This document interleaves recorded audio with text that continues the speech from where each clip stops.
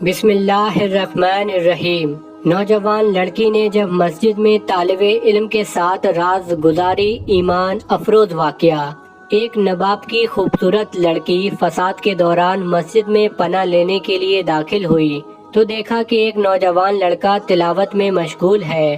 بغیر کوئی آہٹ کیے لڑکی تھوڑی دیر کھڑی دیکھتی رہی، پھر نوجوان کے قریب چلی گئی۔ اسلامی رنگ میں رنگے نوجوان نے جب اپنے سامنے لڑکی کو بے پردہ حالت میں دیکھا تو اسے مسجد سے نکلنے کو کہا، لیکن لڑکی نے باہر نکلنے سے انکار کر دیا۔ نوجوان لڑکے نے اس کو باہر نکالنے کے لیے ہر طریقہ اپنایا، لیکن لڑکی نے باہر جانے سے صاف انکار کر دیا اور اللہ کا واسطہ دے کر کہنے لگی، مجھے باہر نہ نکالو، میری عزت کو خطرہ ہے، اسی لیے مجھے آج رات یہی مسجد میں گزارنے دیا جائے۔ نوجوان لڑکے نے کہا، ایک شرط پر تم مسجد میں ٹھہر سکتی ہو کہ کونے میں پوری رات خاموشی سے بیٹھی رہو گی اور کسی بھی حال میں مجھ سے بات نہ کرو گی۔ لڑکی چپ چاپ جا کر ایک کونے میں بیٹھ گئی۔ ادھر نوجوان عبادت گزار لڑکا ہر تھوڑی دیر کے بعد اپنی ایک انگلی جلتے چراغ پر رکھتا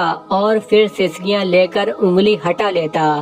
لڑکی رات بھر یہ تماشا دیکھتی رہی مگر کچھ بول نہ سکی۔ اللہ اللہ کر کے صبح ہو گئی۔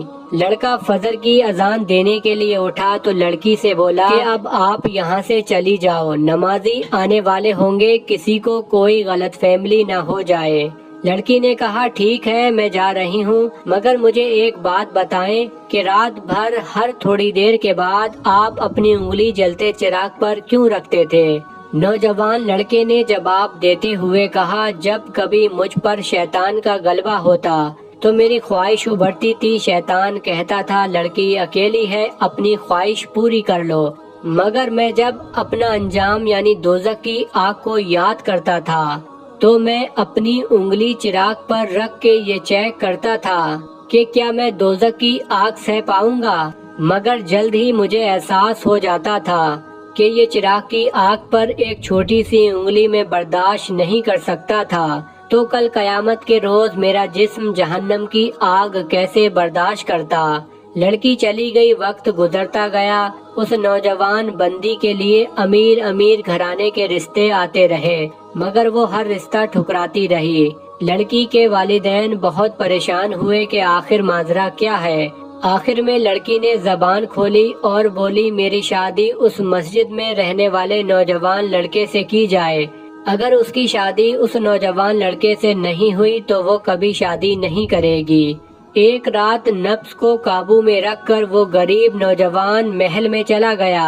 ذرا سوچو، اگر ہم ساری زندگی اللہ کے بتائے راستے پر چلتے رہے تو کل قیامت کے روز اللہ تبارک و تعالی ہمیں کیا کیا عطا کرے گا۔ اللہ پاک ہم سب کو نیک راہ